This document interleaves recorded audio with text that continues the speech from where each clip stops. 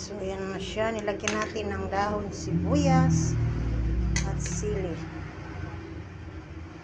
Pakulin lang natin yan. After 5 minutes, pwede na.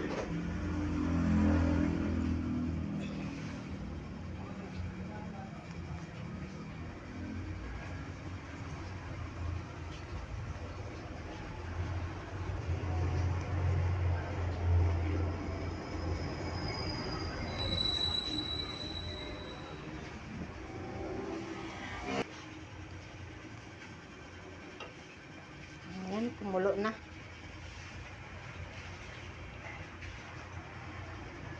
Ang ating nilagang ribs.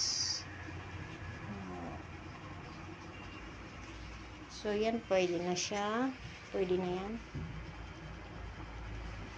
Dahil malalang